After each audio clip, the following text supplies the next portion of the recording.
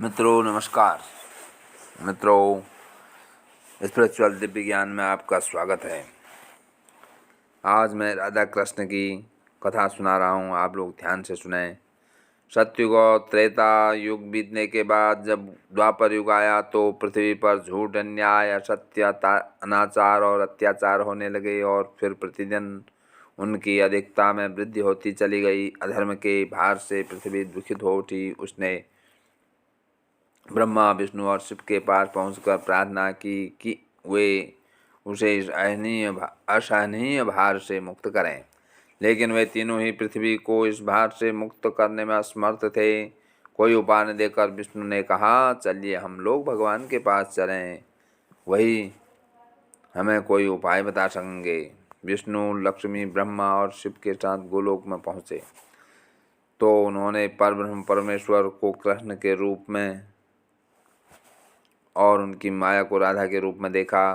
गोलोक के वृंदावन नामक सुंदर और सुरम्य वन में एक सुंदर आश्रम था। उसी के निकट एक नदी बह रही थी। विष्णु ने परब्रह्म परमेश्वर को पृथ्वी के दुख की गाथा सुनाई तो उन्होंने कहा, मैं पृथ्वी के दुख से परिचित हूँ। पृथ्वी को भार मुक्त करने के लिए शीघ्र ही मैं ब्रज में कृष्ण के रूप में अवतार लेने वाला हूँ। मैं वासुदेव की पत्नी देवकी के गर्भ से जन्म लूँगा, और क्योंकि मैं अपनी माया से और मेरी माया मुझसे पृथक नहीं रह सकती, इसलिए मेरी माया राधा के रूप में बरसाने में वृषभानु गोप के घर में जन्म लेगी और उसके बाद मैं पृथ्वी को इस भार से मुक्ति दिलाने का प्रयास करूँगा। क्योंकि एक एक पापी का वध करना कठिन है, इसलिए मैं ऐसा उपाय करूँगा कि संसार के समस्त पापी स्वयं ही लड़ भिड़ कर पृथ्वी को भारहीन बना दें। आप लोग निश्चिंत होकर अपने अपने स्थान को पधारिए और मेरे आदेशों को प्रतीक्षा कीजिए। विष्णु आदि देवताओं ने परमेश्वर को प्रणाम किया और अपने अपने लोक में आकर परमपिता के आदेश की प्रतीक्षा करने लगे। कृष्णमयवादी, अत्याचारी और अनाचारी मथुरा नरेश कंस के कारागार में बंदी वासुदेव की पत्नी देवकी ने एक बालक को जन्म दिया। बालक के रूप में जन्म लेने से पूर्व ही भगवान ने उन्हें अपनी योजना बताते हुए आदेश दिया था कि वासुदेव जी उन्हें गोकुल में नंदगोप की पत्नी यशोदा के पास छोड़ आएं और उसी समय उनके गर्भ से जन्म लेने वाली कन्या को लाकर कंस के हवाले कर दें। वह कन्या मेरी योग माया है। वासुदेव ने ऐसा ही किया और कृष्ण गोकुल में नंदगोप की पत्नी यशोदा की गोद में पालने लगे। उसी समय उनकी माया ने भी राधा के रूप में बरसाने के वृषभानु गोप की पत्नी के गर्भ में जन्म लिया, जिसका नाम माता पिता ने बड़े चाव से राधा रख दिया। दो अलग अलग गांव में रहते हुए भी राधा और कृष्ण बचपन से ही एक दूसरे को चाहने लगे थे। वन में गायें चराते हुए अक्सर राधा से कृष्ण की भेंट हो जाया करती थी।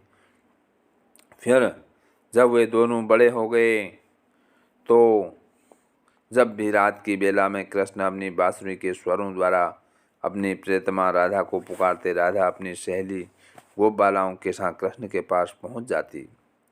राधा और कृष्ण का यह प्रेम दो किशोर लड़के लड़की का प्रेम था, जो थोड़े से दिनों में ही पूरे ब्रज में चर्चित हो गया। नंद बाबा और यशोदा ने चाहा कि कृष्ण का विवाह राधा के साथ कर दिया जाए। उधर बरसाने में वृषभानु और उनकी पत्नी कलावती की भी यही इच्छा थी। एक दिन शुभ दिन देखकर राधा और कृष्ण की सगाई कर दी गई। पूरा ब्रज प्रदेश आनंदोल्लास भरे उत्सवों से भर गया, लेकिन उन दोनों का विवाह नहीं हो पाया था कि कंस के आदेश पर अक्रूर कृष्ण को बुलाने के लिए मथुरा से वृंदावन पहुंच गए और अत्याचारी कंस तथा राक्षसी स्वभाव वाले उसके अनुसरों का वध करने के लिए कृष्ण को बलराम के साथ वृंदावन छोड़कर मथुरा जाना पड़ा। और मथुरा में कंस आदि का वध करने के बाद मथुरा राज्य की सुरक्षा के उत्तरदायित्व ने श्री कृष्ण को इतना उलझा दिया कि वह चाहकर भी वृंदावन नहीं जा सके। अपने जमाता कंस के वध का बदला लेने के लिए उसके ससुर जरासंध ने अपनी विशाल सेना के साथ मथुरा को घेर लिया, लेकिन श्री कृष्ण और बलराम ने अपने पराक्रम से जरासंध और उसकी विशाल सेना को पीठ दिखाकर भागने पर विवश कर दिया। लेकिन जरासंध पराजित होकर भी शांत नहीं बैठा। उसने कई बार मथुरा पर आक्रमण किए। मथुरा एक छोटा सा राज्य था और मथुरा नगर को सुरक्षित स्थान पर नहीं बचाया गया था।